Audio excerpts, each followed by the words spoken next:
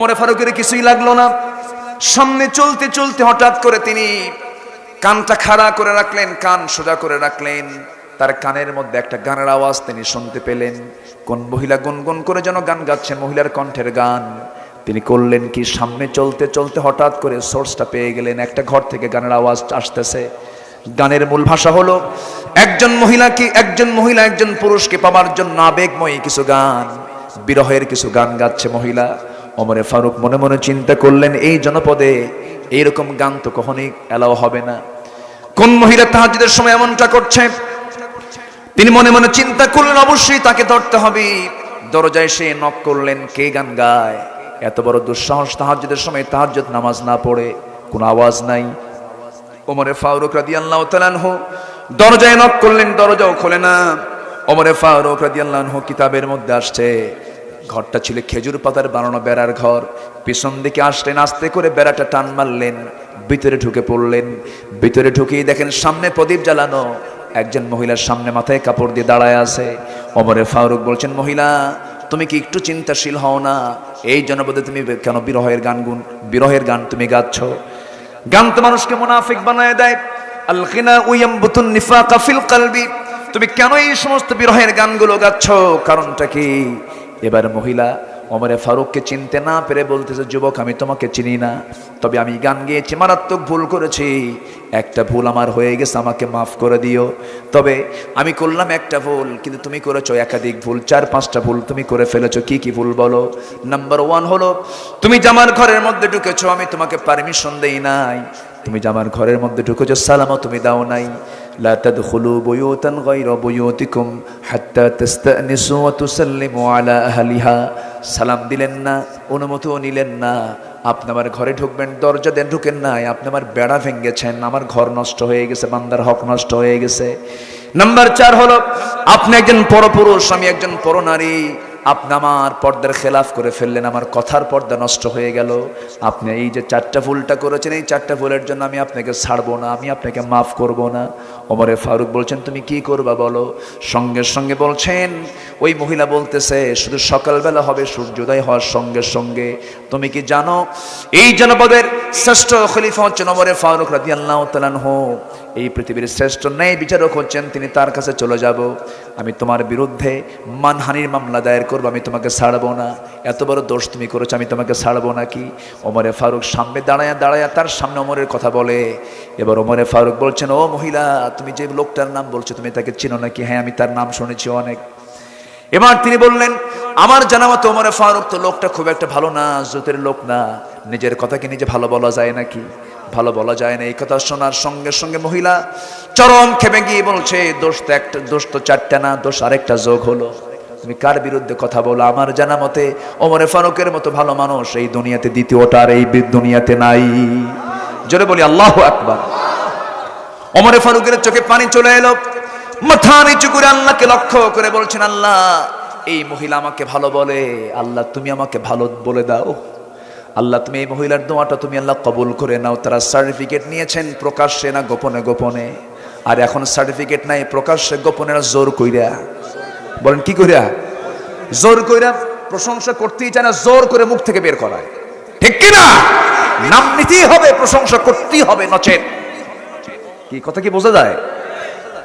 ওমরে ফারুক রাদিয়াল্লাহু তাআলা আনহু আড়ালে সমস্ত কিছু তিনি জানতে পারলেন। এবার মহিলাকে বলছেন, মহিলা শোনো, তুমি আমাকে ছাড়বা না নাকি? না ছাড়বো না, অবশ্যই তোমাকে মুখোমুখি করব, আমি বিচারের মুখোমুখি করব। ওমরে ফারুকের তো কোনো দোষ নেই, কারণ তিনি হলেন গোটা দেশের প্রধান। কোন আসামিকে খোঁজার জন্য তার পারমিশন লাগবে না, কোনো ঘরে ঢোকার জন্য কিছু অনুমতিও দরকার নাই, কারণ তিনি প্রশাসকের বড় প্রশাসক, তিনি অ্যাডমিনিস্ট্রেশনের তিনি হেড অফ দি ডিপার্টমেন্ট। তিনি ঢুকতেই পারেন, কিন্তু মহিলা তো তাকে চেনে নাই। এবার ওমরে ফারুক বলছেন, শোনো তুমি কি সত্যি মামলা দিবে নাকি? হ্যাঁ দেব। একটা কথা তোমাকে বলি। কি কথা বলেন? তুমি যে গুনগুন করে গান গাচ্ছ, তুমি কার জন্য গান গাও একটু বলো তো আমাকে। এবার মহিলা বলে, শোনেন 4 মাস আগে আমার স্বামীর সঙ্গে বিয়ে হয়েছে। আমার স্বামী আমাকে রেখে চলে গেছেন মাত্র 3 দিন পর। বিয়ে হয়েছে মাত্র 3 দিন 3 রাত আমার কাছে ছিলেন। আমার স্বামীকে এই জনপদের খলিফা ওমর ফারুকের লোকজন নিয়ে চলে গেল, সীমান্ত প্রহরায় নিয়োগ হলো। আজকে 4 মাস গত হতে চলে, আমার স্বামীর কোনো খবর আমার কানে কেউ দেয় নাই। আমার স্বামী বেঁচে আছেন না মারা গেছেন কেউ আমাকে বলেও না। রাতের বেলা ঘুম থেকে জাগা পেয়ে ওযু বানায় নামাজে দাঁড়াবো, এমন সময় স্বামীর প্রেম ভিতরে জেগে উঠছে। সেই বৈধ স্বামীকে পাওয়ার জন্য, বৈধ পুরুষকে পাওয়ার জন্য আমি রাতের বেলা বিরহের গান গুনগুন করে গাচ্ছিলাম। ওমর ফারুক মনে মনে চিন্তা করে, হারে দোষ তো আরেকটা যোগ হলো। কি কথা কি বোঝা যায়? দোষ তো আরেকটা যোগ হয়ে গেল আমার। এখন কি করা যায়? মহিলাকে লক্ষ্য করে ওমর ফারুক বলছেন, শোনো, তুমি কি আমাকে মাফ করবা না? না, মাফ করব না।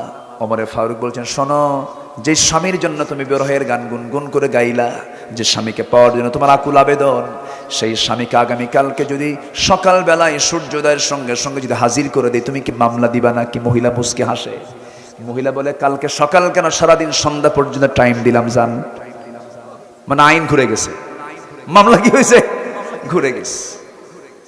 আমার ভাইয়েরা, গোটা দুনিয়া যিনি চালান তিনি তো বোঝেন এই মহিলার রোগটা কোথায়, সমস্যা কোথায়। সমাধান হলেই তো সব ক্লিয়ার হয়ে যাবে।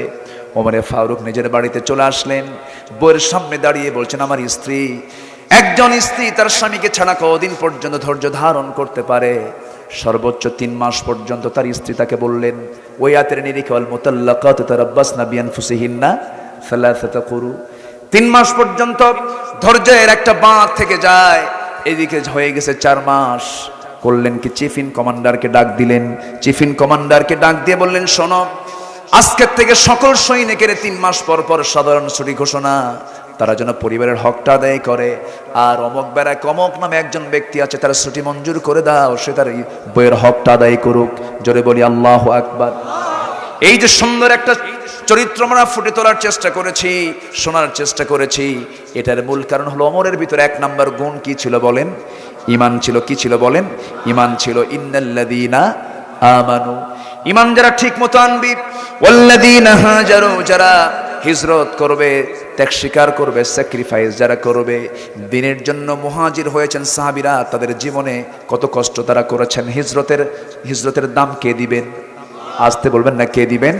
আল্লাহ দিয়ে দিবেন। এই একটা কাজ, ঈমান একটা কাজ। নাম্বার 3 হলো ওয়াল্লাযীনা জাহাদু ফি সাবিলিল্লাহ উলাইকা ইয়ারজুনা রাহমাতাল্লাহ ওয়াল্লাহু গফুরুর রহিম। জোরে বলুন আল্লাহু আকবার। যারা জিহাদ করবে আল্লাহর পথে, জিহাদ মানে আমাদের কিছু ভুল ব্যাখ্যা সমাজে প্রচলিত আছে। আমরা অনেকে মনে করি জিহাদ মানে হলো অস্ত্র শস্ত্র নিয়ে সামনে যা কিছু পাওয়া সবগুলোকে শেষ করে দাও, তার নাম জিহাদ না। জিহাদের চূড়ান্ত, জিহাদের মধ্যে যুদ্ধ আছে, যুদ্ধের মধ্যে জিহাদ নাই। জিহাদের মধ্যে কি আছে? যুদ্ধ আছে। হারবুন মানে হলো যুদ্ধ, জিহাদ, জিহাদের মধ্যে যুদ্ধ একটা পার্ট, কিন্তু যুদ্ধের মধ্যে জিহাদ নাই। জিহাদ মানে হলো এই যে আমি আপনি বসে আছি, এই জায়গায় কথা শুনতেছি, কথা বলতেছি, কত ব্যস্ততা ছিল, এখানে এসার সময় দিয়েছে, এটা একটা জিহাদ। নামাজ পড়তে মন চায় না, নামাজে দাঁড়ায়, এটা একটা কি? জিহাদ। নারীর দিকে তাকাতে মন চাইলো, তাকাই না, এটাও একটা জিহাদ। সুদের টাকা সামনে পড়ে আছে, সুদ খাবো মাসে মাসে 3 লাখ 4 লাখ করে, এরপরও খাই না, চান্স থাকার পর, এটা একটা কি? জিহাদ। আমার ভাইয়েরা, ঘুষের কারবার, বড় অফিসার হয়েছি, চেয়ারে বসেছি, একটা চেক সই, একটা সিগনেচার সই করলেই 10 লক্ষ টাকার চেক পাওয়া যাবে, সিগনেচারে দেই না, এটা একটা কি? জিহাদ। আল্লাহ রাব্বুল আলামিন বলছেন, বান্দারে এই কাজটা যদি করতে পারো, জিহাদটা যদি করতে পারো, আমার সমস্ত রহমত আমি তোমার উপরে বর্ষণ করব। জোরে বলি সুবহানাল্লাহ। নামাজ কেউ ছেড়ে দেব নাকি? 5 ওয়াক্ত নামাজ পড়বেন কারা? 5 ওয়াক্ত নামাজ, একটু হাত তুলে দেখেন জোরে, ইয়া আল্লাহ, আরো জোরে ইয়া আল্লাহ। আমাদেরকে 5 ওয়াক্ত সালাত আদায় করার তৌফিক তুমি আল্লাহ দিয়া দাও। জোরে বলি আমিন, আরো জোরে আমিন, আরো জোরে আমিন। নামাজকার হক, নামাজকার হক। সবার আগে আমরা নামাজের জন্য যত্নবান হব। জোরে বলি ইনশাআল্লাহ, আরো জোরে বলি ইনশাআল্লাহ। সাহাবীরা কত কষ্ট করে নামাজ পড়েছেন। গোটা বাড়ি মিলে একটা চাদর, গোটা বাড়ি মিলে কয়টা চাদর? স্বামী স্ত্রী, ঘর নাই, পাহাড়ি গুহার মধ্যে থাকেন। আজান হয়ে যেত, বেলাল আজান দিতেন, তিনি পাহাড়ি গুহা থেকে বের হয়ে আসতেন। তালহা রাদিয়াল্লাহু তাআলা আনহু নবীর পিছনে 2 রাকাত নামাজ পড়েই সালাম ফেরা মাত্রই তিনি উঠে দৌড় মারতেন। নবীজি একদিন পিছন থেকে ডাক দিয়ে বলেন, তালহা দিকে আসো, তোমার কি আমার বয়ান শুনতে পছন্দ হয় না? হ্যাঁ। তুমি আমার সামনে দিকে চট করে চলে যাও কেন? নামাজ পড়ি দৌড় মারো বাড়ির দিকে, এর কারণটা কি? তিনি কেঁদে ফেললেন, বলেন, ইয়া রাসূলুল্লাহ, আমার জীবন আপনার জন্য আমি কোরবান করে দেব, কিন্তু তুমি চলে যাও কেন? ওই সাহাবী বলছেন, ইয়া রাসূলুল্লাহ, আমার গায়ের যে চাদরটা আপনি দেখতেছেন, এই লম্বা কাপড়, এই চাদর ছাড়া আমার বাড়িতে দ্বিতীয় কোনো সতর ঢাকার মতো কোনো কাপড় আমার বাড়িতে নাই। বাড়িতে আমার স্ত্রী আছে, আমি এখন এই পোশাক পরে আমি মসজিদে চলে এসেছি নামাজ জামাত আদায় করার জন্য। আমার স্ত্রীর গায়ে এমন পরিমাণ কাপড় আছে যা দিয়ে তার সতর ঢাকবে না, নামাজও হবে না। আমি যখন নামাজটা শেষ করে বাড়িতে চলে যাব, আমার এই ফুল গায়ের চাদরটা আমার স্ত্রীর গায়ে দিয়ে দেব, সেই চাদর দিয়ে সেই নামাজটা পড়বে। আর আমি দেরি যদি করি, নামাজ সময় থাকবে না, সূর্যোদয় হয়ে যাবে। আমার ভাইয়েরা, এত কষ্ট করে সাহাবা একরাম নামাজের দিকে যত্নবান ছিলেন। যেখানেই থাকি না কেন নামাজ আমরা কেউ ছেড়ে দেব না। নামাজ আগে না কাজ আগে? নামাজ আগে না কাজ আগে? আল্লাহ পাক আগে নামাজের কথা বলেছেন, ফাসাউ ইলা যিকরিল্লাহ নুদিয়া লিস-সালাহ। নামাজের জন্য যখন আহ্বান করা হয়, ব্যবসা বাণিজ্য বন্ধ করে দাও, ওয়াযারুল বাইআ। আবার আরেক জায়গায় বলছেন, আহাল্লাল্লাহুল বাইআ, আল্লাহ ব্যবসাকে হালাল করেছেন। আবার ব্যবসাকে ক্ষণিকের জন্য বলেছেন, ব্যবসা থামায় দাও, নামাজে দাঁড়াও। কার কথা? নামাজ আমরা কেউ ছাড়বো? আল্লাহ তুমি সবাইকে নামাজি বানাও, জোরে বলি আমিন। মা বোনদেরকে পর্দায় থাকার তৌফিক দাও। চাচাতো বোন, চাচাতো ভাই, মামাতো ভাই, খালাতো ভাই, দুলা ভাই দেখা করা জায়েজ নাই। দুলা ভাইয়ের সঙ্গে হুন্ডাই চড়া শালি আছে না নাই? ফরিদপুরে আছে?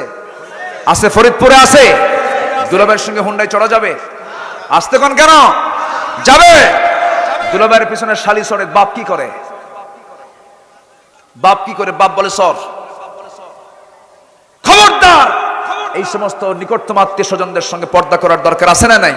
আচ্ছা, ছেড়ে দিবেন না শালি দুলাভাইয়ের সামনে, জামাইয়ের হাতে নিজের মেয়েকে দিবেন না। নিজের যে বউ হয়েছে সে যাবে, নিজের শালি কখনো শালিকে দুলাভাইয়ের সঙ্গে দেওয়া যাবে না। হুন্ডার পিছনে শালি ওঠে, দুলাভাই হুন্ডা চালায়।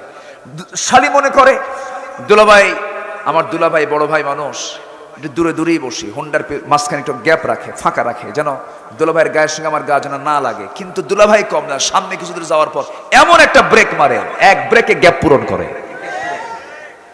আছে না নাই? এই সমস্ত নোংরামিগুলো আমরা পরিবারের যারা গার্জিয়ান আমরা লক্ষ্য করবো। আল্লাহ তুমি সবাইকে বোঝার তৌফিক দাও। বেড়া খেত খায়, বেড়া এলাকায় আছে নাকি কথা? বেড়াই কিন্তু খেত খায়, অর্থাৎ নিকটতম লোকের দ্বারাই বেশি আক্রান্ত হয় নিকটতম মানুষগুলো। চাচাতো ভাইয়ের বাড়ি কি বেশি দূরে? চাচাতো ভাই তো কাছে। খালাতো ভাই শুধু খালার বাড়িতে যায়, খালি খালাকে সালাম দেবে, খালাম্মা আসসালামু আলাইকুম, খালাম্মা আসসালামু আলাইকুম।